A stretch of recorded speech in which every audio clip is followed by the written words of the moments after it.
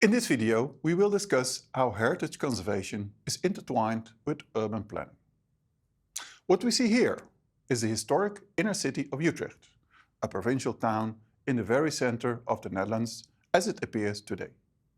We see a vital place where people like to live, to work and to pass leisure time. But that has not always been the case. If we go back some 25 years in time, we encounter a very dilapidated city center. Up to the 1980s, the historic inner city of Utrecht was a place where residents moved out, where investments did not materialize, and where many no-go areas existed which visitors would be encouraged to avoid.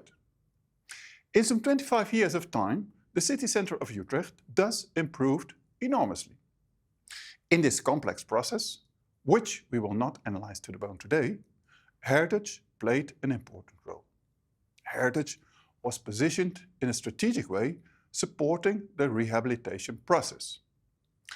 The conservation of heritage was not an autonomous goal in itself, but rather a strategic means to improve the attractiveness of this city center. As we may observe, it has worked out very well.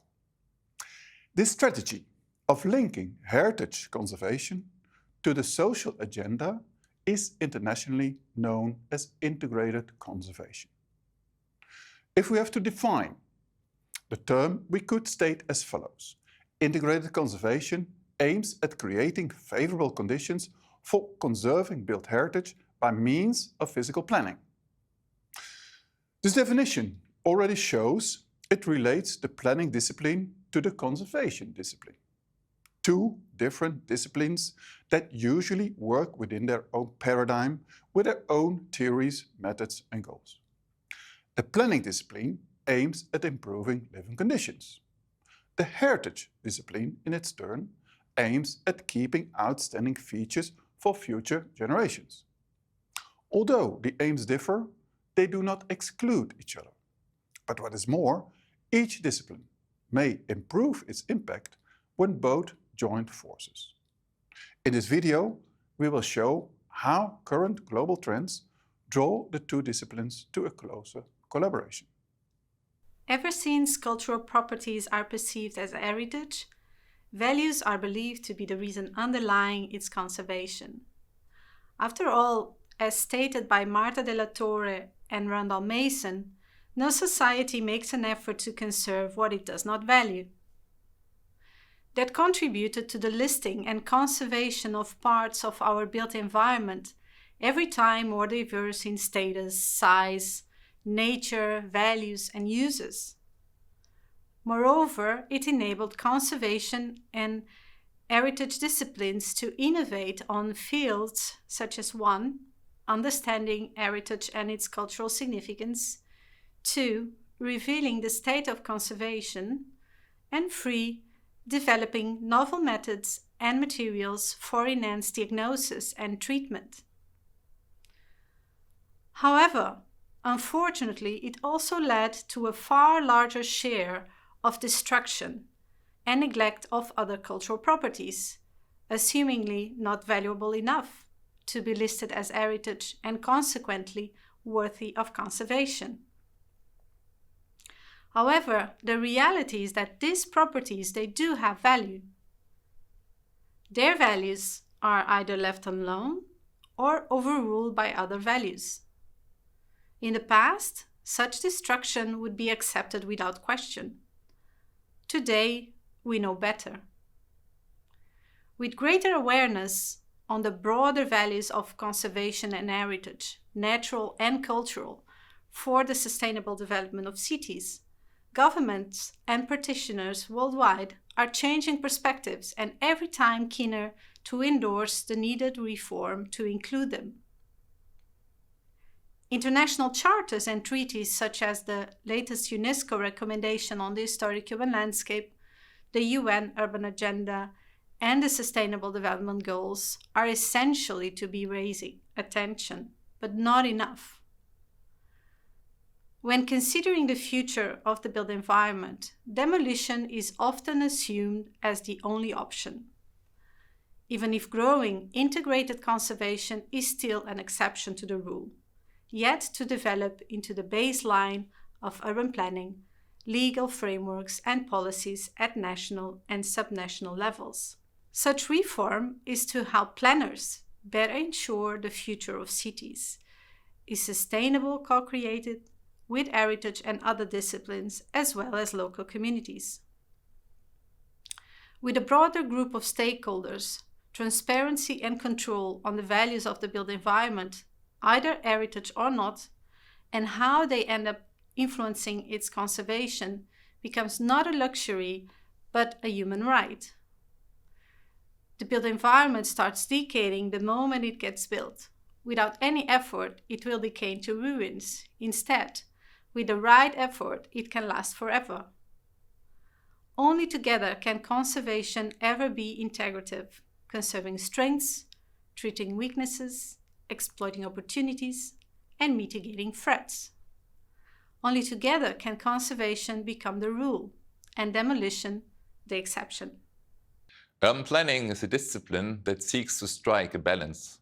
This concerns both the socio-spatial development of different areas and their prospects within a city, as well as the future uses and developments that should not conflict with the uses of the past. Planning, hence, needs to be contextualized and comprehensive to the existing urban environments to which it proposes new developments and transitions. These contexts, in other words, the fabric of the city, is a setting to which new infrastructure, buildings, or spaces need to be integrated. The built environment of the past plays a major role when it comes to exercising holistic and sustainable planning approaches. These existing contexts of a city need to be factored into the planning. So-called greenfield developments or planning an empty space from scratch is hardly ever the reality of the planning discipline. Of course, planning is not universally understood in the same way, and different societies and cultures plan differently. Planning, therefore, is a link to the core values of a society, and that determines how cities are designed, and it determines which assets would be prioritized over others. Though not everything built in the past can or should be preserved, we should be clear about which are the guiding principles for preserving one building and tearing down another. And this should not be just a decision of a building, but requires an understanding of the bigger picture and the potential of the urban area. An example can best illustrate this understanding. If you think about the small urban streets of ancient cities in Asia and elsewhere, they can be either perceived as an obstacle and annoyance or as an opportunity to create livable spaces that enhance the quality of life in a neighborhood. That a street design can be perceived so differently is related to the transitions that the street has been undergoing. Being constructed for the purpose of walking and an occasional carriage passing, they now struggle to adapt to an overusage through dozens of motorcycles or even small cars speeding through. And from a modern transport planning perspective, the culprit of the chaos is, of course, the space, the narrow space, and not the mode of transport. We need to consider there is no problem until we define it as such. And it is about how we interpret the potential or weaknesses of an ancient street to solve this problem. New planning regimes allow us to plan our anthropocentric cities with more attention to human nature and nature itself. But it takes time to change our cities back into a human scale and sustainable environment. In this aspect, the historic texture of urban areas can help enormously. At the same time, slow transitions have proven to be most efficient when combined also with participatory planning. Citizens will be taken along and can co-design their spaces. Here, planning is not only a task of spatial design, but also of organizing and managing such transitory processes. This has positive impacts on the ownership, and it helps the creation of values. Though it sounds like a paradox, it is actually a logical correlation. The preservation of an historic built environment is a process of transition, in spatial as well as in social terms, and that is why planning is so important. Only when questioned about our experience by colleagues from the Global South, we came to further analyze the strategies behind the inner city rehabilitation as we had been conducting in the Netherlands during the last quarter of the 20th century. Key in this process of inner city rehabilitation, as we experienced, was a clear policy, legalized in spatial plans. These spatial plans offer legal security and continuity, which turns out to be crucial if you want to tempt private and civic investments in the upkeep of the building stock. A policy, however, requires a vision, which is not a legal issue, but rather a matter of political decision-making. The role of a policy officer is to prepare decision-making. So the initial question was finally brought down to, what can I, being a policy officer working for the local authority, best do to accommodate the decision makers in defining a vision and to decree a related spatial policy? To tackle this challenge, we developed a quick scan method in collaboration with colleagues from the Global South. Key in this quick scan is the principle of integrated conservation, linking heritage conservation to the social agenda. The quick scan therefore defines the development potentials of the valued heritage. The city of Semarang, located in Indonesia, may serve as one example out of many cases we were involved in. Here, the historical argument turned out not to be enough to conserve the heritage. For that reason, the quick scan was applied. It showed how and to what extent the heritage at stake could accommodate current and future societal needs. The outcomes of this analysis were used as input for a spatial policy.